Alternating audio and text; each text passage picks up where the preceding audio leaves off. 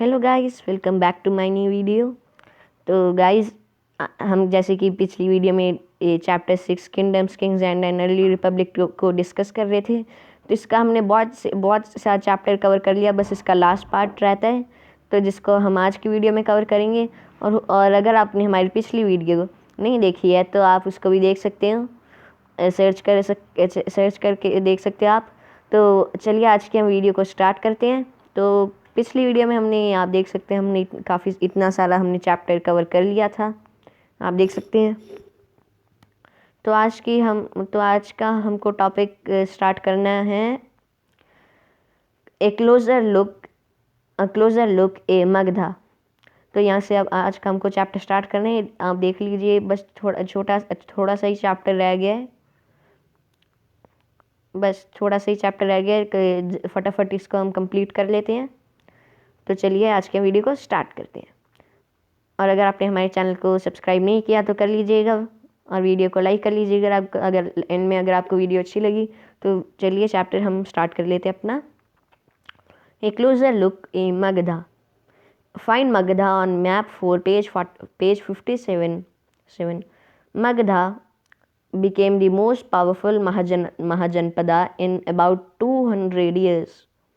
Find the तो मगधा जो है वो मोस्ट पावरफुल, तो वो मोस्ट इम्पॉर्टेंट महाजनपदा है।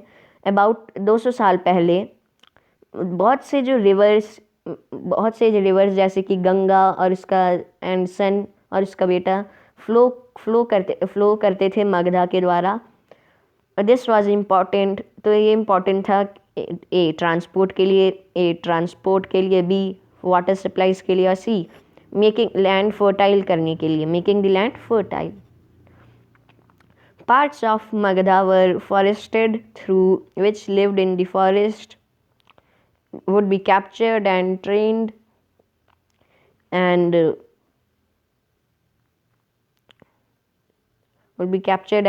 for the army. Forests could provide wood for building houses, carts and chariots. तो फॉरेस्ट जो थे उनको फॉरेस्ट प्रोवाइड करते थे वुड को जिससे हाउसेस बनते थे, कार्ट्स बनते थे, चैरियट्स बनते थे। बिसाइड्स इसके अलग देयर वर आयरन और माइंस, यहाँ पे आयरन और माइंस हुआ करती थी इस रीजन में। That could be tapped to make strong tools and weapons, इसको टैप किया जाता था स्ट्रॉन्ग टूल्स और वेपन्स बनाने के लिए। Magadha had 2 very powerful rulers, Magadha के 2 बहुत पावरफुल रूलर्स हुआ करते थे। एक बिंबिसारा और दूसरा Ajatashatru, who used all possible means to conquer other janapadas, जिन्होंने बहुत जोर लगाया, अपनी सारी पॉसिबल मीन्स लगा दी दूसरे जनपदास को कनक्योर करने के लिए, उन पर राज करने के लिए। Mahapadmananda was another important ruler, Mahapadmananda एक अलग इम्पॉर्टेंट रूलर हुआ करते थे। He extended his control up to north west part of the subcontinent, उन्होंने अपना जो राज्य था उसको बढ़ा दिया था नॉर्थ वेस्ट पार्ट के सब कॉन्टिनेंट तक। राजगिरा, present day Rajgir in Bihar was capital of Magadha for several years. तो जो राजगिरा था, मतलब राजगीर, वो बिहार की कैपिटल हुई, बिहार की, तो जो राजगीर थी बिहार में, वो काफ़ी टाइम तक मगधा की कैपिटल हुआ करती थी, काफ़ी सालों तक। और बाद में कैपिटल जो थी वो पटालीपुत्र में शिफ्ट हो गई, जो प्रेजेंट डे में जिसको हम पटना कहते हैं। और 2300 साल पहले, अराउंड 2300 ईयर्स अगो, 2300 ईयर्स अगो, एक रूलर जिसका नाम अलेक्सेंडर था, हु लिव्ड इन मैकेडोनिया, जो मैकेडोनिया में रहता था, जो अभी फ़िलहाल यूरोप में है। वो चाहता था कि पूरी दुनिया को कनक्योर कर ले, पूरी दुनिया पे राज करे। पर पर ऑब्वियसली कि वो कर ही नहीं सकता था, पूरी दुनिया को कवर कर नहीं पाया। But did conquer parts of Egypt, पर उसने फिर भी कुछ पार्ट्स इजिप्ट और वेस्ट एशिया के कुछ पार्ट्स को नहीं, इजिप्ट और वेस्ट एशिया के पार्ट्स को कनकर करा। And came to Indian subcontinent reaching up to the banks of Beas, और वो इंडियन सब कॉन्टिनेंट भी आया जहाँ पे वो बियास के बैंक में बियास के किनारे तक आया। When he wanted to march further, जब उसने और आगे बढ़ना चाहा ईस्ट साइड पे, तो उसके जो सोल्जर्स थे उन्होंने उसको मना कर दिया। वो क्योंकि वो बहुत डरते थे कि जो इंडिया के रूलर्स हैं उनके पास बहुत बड़ी बड़ी आर्मीज़ हैं और फुट सोल्जर्स हैं और बहुत सारे रथ हैं, चैरियट्स हैं और बहुत सारे एलिफेंट्स हैं। कहाँ गया? हाँ जी, बहुत सारे एलिफेंट्स हैं और बहुत सारी सेना इनके पास। तो उसकी जो सोल्जर्स थे, सैनिक थे, उन्होंने उसको आगे बढ़ने से रिफ्यूज़ कर दिया। A closer look be Vajji, while Magadha became a powerful kingdom, while जो मगधा था वो बहुत पावरफुल किंगडम बन चुका था। Vajji with its capital eight Vaishali Bihar, और जो मगधा है वो बहुत पावरफुल किंगडम बन गया। Vajji with its capital, Vajji जो उसकी कैपिटल है वैशाली में, जो बिहार में है। वो उसके अंडर थे बहुत सारे different form of government, government के बहुत डिफरेंट फॉर्म उसके अंडर थे, नोन एज गना और संघा, जिन्हें गना और संघा भी कहा जाता है। इन्हें गना और sangha, there were not one but many rulers, gana sangha में एक नहीं बहुत सारे रूलर्स थे। समटाइम्स कभी हजार बंदे इकट्ठे रूल करा करते थे। Each one was known as a raja, और हर एक को राजा के नाम से कहा जाता था। दीज राजास परफॉर्म रिचुअल्स, ये राजा रिचुअल्स परफॉर्म करते थे और ये असेंबली में भी मिला करते थे और डिसाइड करा करते थे कि क्या करना चाहिए, और थ्रू डिस्कशंस एंड डिबेट, और डिस्कशंस और डिबेट के द्वारा। For example if they were attacked by an enemy, example के तौर पे अगर एक एनिमी ने अटैक कर दिया उनके राज्य पर, तो वो आपस में मिलते थे और डिस्कस करते थे कि what should be done to meet the threat, कि उस थ्रेट से बचने के लिए क्या करा जाए। हाउएवर जो वुमेन थी या दासास थी, या फिर जिन्हें हम कमकरास के नाम से भी जाना जाते हैं, वो इन असेंबलीज में पार्टिसिपेट नहीं कर सकती थी। Both Buddha and Mahavira, about whom you will read in chapter 7, belonged to Ganas or Sanghas. Some of the most vivid descriptions of life in the Sanghas can be found in Buddhist books.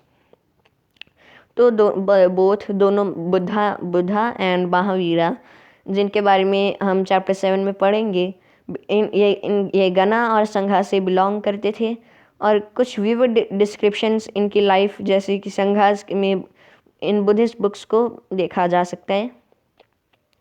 तो this is an account of Vajjis from the Digha Nikaya, a famous Buddhist book which contains some of the speeches of Buddha. These were written down about 2300 years ago. तो एक account है वज्जी का दीघा निकाया से, जो ए famous Buddhist book उन्होंने लिखी थी, which contain some of speeches of the Buddha, जो बुद्धा की स्पीचेस हैं वो उनके अंदर लिखी गई हैं, और इनको लिखा गया था करीब 2300 साल पहले, मतलब around 2300 years ago. Ajatasattu and the Vajjees. Ajatasattu wanted to attack the Vajjees. He sent his minister named Vasakara to the Buddha to get his advice on the matter. Ajatashatru Vajjis पे अटैक करना चाहता था, तो उसने मिनिस्टर जिसका नाम वसाकरा था, उन्होंने बुद्धा को बुलाया और मिनिस्टर को एडवाइस देने के लिए कहा इस मैटर पे। तो जो बुद्धा ने पूछा कि जो वज्जीज है वो फ्रीक्वेंटली हमसे मिलता रहता है, asked whether the Vajjis met frequently in full assemblies, कि जो वजीज़ हैं वो फ्रीक्वेंटली सारी असेंबलीज़ में हमसे मिला करते थे। When he heard that they did, he replied that the Wajis would continue to prosper as long as they held full and frequent public assemblies. तो जैसे ही उन्होंने सुना कि वो मिला करते थे उन असेंबलीज़ में, तो उसने रिप्लाई किया कि जो वजीज़ हैं उन्होंने रिप्लाई किया कि जो वजीज़ हैं वो कंटिन्यू करेंगे प्रॉस्पर करने में एज लॉन्ग एज जब तक ये फुल फ्रीक्वेंट पब्लिक असेंबलीज में फुल पब्लिक असेंबलीज ना अटेंड कर ले और जब वो आपस में मिलते हैं और एक्ट इकट्ठे करते हैं और दे फॉलोड एस्टैब्लिश्ड रूल्स, और जब वो एस्टैब्लिश्ड रूल्स फॉलो करते हैं और जब वो रिस्पेक्ट करते हैं और सपोर्ट करते हैं और एल्डर्स के बारे में सुनते हैं और एल्डर्स की सुनते हैं, बड़ों की सुनते हैं। और वजी वुमेन है were not held by force और कैप्चर्ड, उनको हेल्ड नहीं किया जाता था, ना ही फोर्स करा जाता था, ना ही कैप्चर करा जाता था। और chaityas local shrines were maintained in both towns and villages, और वाइस सेंट्स जो फॉलो करते थे डिफरेंट बिलीफ्स को, वो रिस्पेक्ट करा करते थे और उनको अलाउ करा हुआ था एंटर करने में और कंट्री को छोड़ने में फ्रीली, बिना किसी की पावर के। राजाज और powerful kingdoms try to conquer the sanghas, rajas और पावरफुल किंगडम्स मतलब पावरफुल किंगडम्स के जो राजास थे वो ट्राई करते थे कि वो राज करे संघास पे, पर never less they lasted for a very long time, पर वो उन्होंने लास्ट करा for a very long time के लिए, मतलब अबाउट 1500 साल पहले, 1500 years ago, 1500 years ago. When the last of the Ganas or Sanghas were conquered by the Gupta rulers, about whom you will read in chapter 11. When the last of the Ganas, जब last जो गनाज और संघास हैं वो कॉन्केयर हुआ करते थे bye Gupta rulers के द्वारा, जिनके बारे में हम चैप्टर 11 में आगे पढ़ेंगे। तो यहाँ पे हमारा चैप्टर हो गया कंप्लीट। अभी ये एल्सवेयर रहते हैं, वैसे इंपॉर्टेंट तो नहीं है, आपको ज़्यादा एग्जाम में पूछा नहीं जाता, पर फिर भी हम एक बार इसको पढ़ लेते हैं, रीड कर लेते हैं।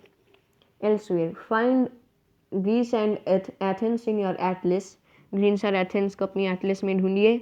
2500 साल पहले, अराउंड 2500 ईयर्स एगो, जो एथेंस के लोग हैं उन्होंने एक फॉर्म को सेटअप कर लिया एज ए गवर्नमेंट के तौर पे, विच वाज कॉल्ड, जिसको हम डेमोक्रेसी कहते हैं, विच वाज लास्टेड फॉर, जो 200 साल तक लास्ट रही। All free man over the age of 30 were recognised as full citizens, तो 30 से ऊपर वाले लोगों को फुल सिटीजन से रिकग्नाइज किया जाता था। देयर वॉज एन असेंबली, वहाँ पे एक असेंबली भी होती थी दैट मेट, जो 40 टाइम्स एक साल में मिला करती थी, और एक year to decide on important matter, एक साल में कि वो इम्पॉर्टेंट मैटर्स पे डिसाइड करें अपनी चीज़ें। All citizens code attend these meetings, और सारे सिटीजन्स इन मीटिंग्स को अटेंड कर सकते हैं। Appointments for many positions were made through lottery, और अपॉइंटमेंट्स काफ़ी सारे पोजीशंस में लॉटरी के द्वारा करी जाती थी। All those who wanted to be chosen gave in their names, और जो भी चाहते थे कि वो चूज़ हो जाए वो अपने नाम दे दिया करते थे। और देन सम वर सिलेक्टेड थ्रू लॉटरी, और कुछ को लॉटरी के द्वारा सिलेक्ट किया जाता था। सिटीजन्स को एक्सपेक्ट करा जाता था कि वो आर्मी या नेवी में सर्व करें। However women were not considered citizens, और हाउएवर जो वुमेन है उनको सिटीजन्स कंसीडर नहीं किया जाता था। और ऑल्सो कई foreigners who lived and worked in Athens, जो एथेंस में एज मर्चेंट्स वर्क करते थे, फॉरनर्स और एंड क्राफ्ट पर्सन्स, उनके राइट्स नहीं होते, उनके सिटीजन्स के राइट्स नहीं होते थे। और besides there were several thousand slaves, और बिसाइड वहाँ पे 1000 स्लेव हुआ करते थे एथेंस में, हु वर्कड इन माइंस, जो माइंस में काम करते थे, फील्ड्स में काम करते थे, हाउस होल्ड्स और वर्कशॉप्स में काम करते थे। They too were not treated as full citizens, उन दोनों को भी फुल सिटीजन्स ट्रीट नहीं किया जाता था। तो यहाँ पे हमारा चैप्टर हो गया है कंप्लीट। आप देख सकते हैं हमारा चैप्टर यहाँ पे पूरा कंप्लीट हो गया है। तो कैसी लगी वीडियो ज़रूर बताइएगा, और अगर आपने अभी तक चैनल को सब्सक्राइब नहीं किया है तो वो भी ज़रूर कर लीजिएगा, ताकि आपको आगे के भी चैप्टर्स के बारे में पता लगता जाए। हम डेली चैप्टर्स डालते हैं, न्यू चैप्टर्स की एक्सप्लेनेशन, वो भी फुल हिंदी में। तो अगर आपको वीडियो अच्छी लगी तो वीडियो को लाइक कीजिएगा, चैनल को सब्सक्राइब कीजिएगा, अपने फ्रेंड्स के साथ शेयर कीजिएगा। Thank you.